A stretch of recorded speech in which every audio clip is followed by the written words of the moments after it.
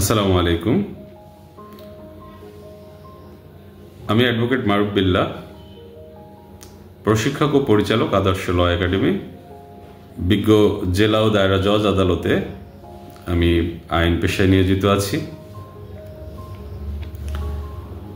তো আজকে যে বিষয়টি নিয়ে আপনাদের সামনে উপস্থিত হয়েছি সেটা হচ্ছে আপনার বিরুদ্ধে কোনো মামলা হয়েছে কিনা সেটা আপনি কি করে জানবেন। এই প্রশ্নটা অনেকের মনেই থাকে এবং আমাকে মাঝে মাঝে অনেকে ফোন দেয়, আমাদের রিলেটিভ, বন্ধুবান্ধব বা আত্মীয় স্বজন যারা আছে, যারা আমাকে চেনে যে লয়ার হিসেবে, তারা জানতে চায় যে আমার বিরুদ্ধে মামলা হয়েছে কিনা, অর্থাৎ তার বিরুদ্ধে মামলা হয়েছে কিনা এটা কিভাবে খোঁজ নেবে। তো আমার কাছে মনে হলো যে এই বিষয়টা আপনাদের সঙ্গে শেয়ার করা উচিত, তাই আমি আজকে এই ভিডিওটি নিয়ে আপনাদের সামনে হাজির হয়েছি। দেখুন, আপনার বিরুদ্ধে মামলা হয়েছে কিনা এটা তো একটা সন্দেহের ভিত্তিতেই আপনি চিন্তা করছেন, তাই না? দেখা যাচ্ছে আপনি কোথাও কোনো একটা অফেন্স করছেন, অপরাধ করছেন। অপরাধ কাকে বলে? বাংলাদেশের প্রচলিত আইন অনুযায়ী যেটা শাস্তিযোগ্য কাজ, সেই কাজটা যদি আপনি করেন তাহলে সেটা একটা অপরাধ করেছেন বলে গণ্য হবে। তো আপনি কাউকে মাথায় পিটান দিয়ে মাথা ফাটিয়ে ফেললেন, আপনার স্ত্রীকে বেধড়ক মারলেন, ঠিক আছে?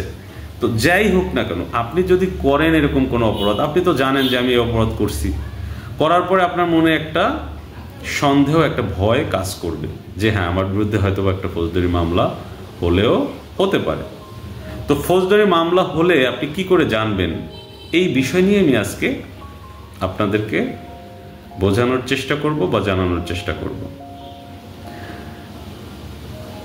বিষয়টা হচ্ছে, আপনার বিরুদ্ধে যদি এরকম সন্দেহের উদ্গ্রীব হয় আপনার মধ্যে যে হ্যাঁ, আমি এরকম একটা অফেন্স করেছি, আমার মামলা হতে পারে, সেই ক্ষেত্রে যদি এটা আমলযোগ্য অপরাধ হয়ে থাকে, আপনি নিজে কখনো থানায় গিয়ে খোঁজ নিতে পারবেন না। আপনার রিলেটিভ কাউকে থানায় পাঠিয়ে আপনাকে খোঁজ নিতে হবে যে আপনার বিরুদ্ধে বাদী হয়ে অমুক কোনো মামলা করেছে কিনা। বাদী যেই হোক, আপনি আসামি হিসেবে কোনো মামলায় তালিকাভুক্ত হয়েছেন কিনা এটা আপনাকে খোঁজ নিতে হবে। নিজে যাওয়া যাবে না, কারণ গ্রেপ্তার হয়ে যাবেন। আচ্ছা, যদি থানায় গিয়ে দেখলেন যে না, থানা কর্তৃপক্ষ এরকম কোনো তথ্য দিচ্ছে না বা খোঁজ মিলছে না, সেক্ষেত্রে আপনার আরও যদি সন্দেহ হয়, সেই ক্ষেত্রে আপনি কোর্টে গিয়ে জিআরও অফিসে একটা খোঁজ নিতে পারেন। আপনি যে থানায় অকারেন্সটা করেছেন, অর্থাৎ প্লেস অফ অকারেন্স যেখানে ঘটেছে, যে থানার অন্তর্গত, সেই থানায় জিআরও যে থাকবে পুলিশ অফিসার, তার কাছে গিয়ে রেজিস্টারে খোঁজ নিতে হবে যে আপনার বিরুদ্ধে কোনো মামলা হয়েছে। এটা গেল জিআর মামলার ক্ষেত্রে। কারণ মামলা হচ্ছে দুই প্রকার, একটা হচ্ছে পুলিশি মামলা, একটা নালিশি মামলা। পুলিশি মামলা হয় দুই প্রকার, একটা জিআর, একটা নন জিআর। তো জিআর মামলা হোক, নন জিআর মামলা হোক, আপনি খোঁজ নেবেন কোথায়? থানায় অথবা জিআর অফিসে। এরপরে আসেন, যদি দেখলেন যে জিআর অফিসে মামলা হয়নি, অনেক সময় হয় কি, থানা কর্তৃপক্ষ অনেক সময় আমলযোগ্য অপরাধ হলেও মামলা নিতে চায় না। সেই ক্ষেত্রে আপনার বাদীর কি থাকে সুযোগ? নালিশি মামলা কোর্টে এসে বিজ্ঞ ম্যাজিস্ট্রেটের কাছে, বিজ্ঞ আদালতের কাছে, ম্যাজিস্ট্রেট আদালতে এসে 200 ধারায় জবানবন্দি দিয়ে এসে মামলাটা দায়ের করতে পারে।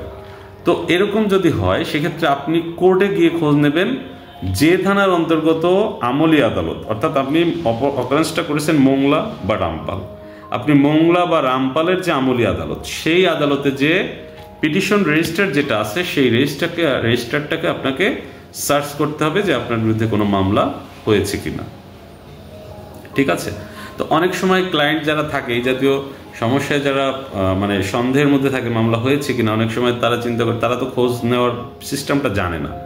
সেক্ষেত্রে আপনি কি করবেন? আপনি যদি না জানেন বা আপনি যদি চান যে না, আমি এটা করবো না, আপনারা যেভাবে করান, সেই ক্ষেত্রে আপনি একজন বিজ্ঞ আইনজীবীর সাথে দেখা করবেন বা ফোনে যোগাযোগ করবেন, করে তাকে আপনি নিয়োগ প্রাপ্ত করবেন আপনার লয়ার হিসাবে, এবং তিনি তার নিজ দায়িত্বে আপনার বিরুদ্ধে মামলা হয়েছে কিনা সেটা খোঁজ করে, সার্চ করে আপনাকে জানাবেন। আইনজীবী তার যে মোহরার সাহেব আছে তাকে দিয়ে আপনার ঠিকানা এবং আপনার বিরুদ্ধে যে মামলা করতে পারে তার ঠিকানা নিয়ে থানা, জিআরও অফিস এবং কোর্টের রেজিস্টারে খোঁজ নিয়ে আপনাকে জানাতে পারবে। আচ্ছা, এরপরে দ্বিতীয় প্রশ্ন হচ্ছে যে যদি মামলা হয় সেক্ষেত্রে আপনার করণীয় কি? যদি মামলা হয়ে যায় আপনার বিরুদ্ধে, আপনি খোঁজ নিয়ে জানলেন, সেক্ষেত্রে আপনার ফার্স্ট করণীয় যদি হয় সেটা জিআর মামলা। জিআর মামলার ক্ষেত্রে পুলিশ বিনা মানে অনুমতিতে, ম্যাজিস্ট্রেটের অনুমতি ছাড়াই তদন্ত করতে পারে এবং আপনাকে গ্রেপ্তার করতে পারে, গ্রেপ্তারি পরোয়ানা ইস্যু ছাড়া। সুতরাং এক্ষেত্রে আপনাকে সতর্ক থাকতে হবে যেন আপনি গ্রেপ্তার হয়ে না যান। কারণ কি, গ্রেপ্তার যখন হয়ে যাবেন তখন আপনার জামিন হওয়াটা কি একটু কষ্টসাধ্য ব্যাপার হয়ে যাবে। এই ক্ষেত্রে জামিনের জন্য আপনাকে গ্রেপ্তার না হয়ে বিজ্ঞ আদালতে এসে স্বেচ্ছায় হাজিরা দিয়ে আপনি জামিনের আবেদনটা করবেন আপনার বিজ্ঞ আইনজীবীর মাধ্যমে। কারণ কি, তখন বিজ্ঞ আইনজীবী আপনার পক্ষে আদালতে যতই আমল যোগ্য অপরাধ হোক, জামিন অযোগ্য ধারার অপরাধ হোক, আপনার আইনজীবী বিজ্ঞ আদালতে একটা কথা বলতে পারবেন যে আমার মক্কেল একজন কি আইনের প্রতি শ্রদ্ধাশীল, তিনি বিজ্ঞ যখনই জানতে পেরেছে যে তার বিরুদ্ধে মামলা হয়েছে, সে আর কালক্ষেপণ না করেই অতি দ্রুত স্বেচ্ছায় বিজ্ঞ আদালতে হাজির হয়ে জামিনের দরখাস্ত করেছে। তো আমার মক্কেলকে জামিন দিলে আমার মক্কেল কোনোভাবেই জামিন সুবিধার অপব্যবহার করবে না, এইটা আদালতকে আপনার আইনজীবী বোঝাতে সক্ষম হবে এবং বিজ্ঞ আদালত এটাকে ভালো দৃষ্টিতেই দেখবে যে হ্যাঁ তার নামে মামলা হয়েছে, সে বিজ্ঞ আদালতে সে হাজির হয়েছে দ্রুত এবং সে কোনো কালক্ষেপণ করেনি।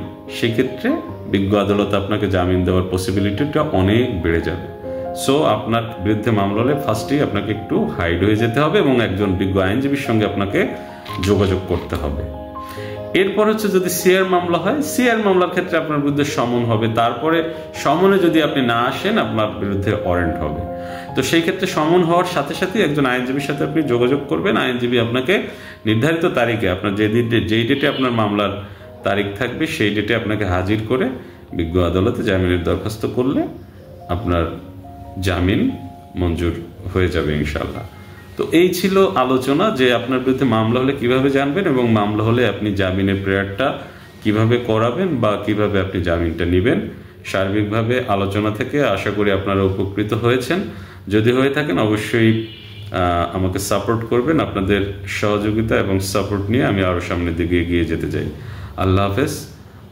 সবার জন্য শুভকামনা রেখে আজকের মতো এখানে শেষ করছি।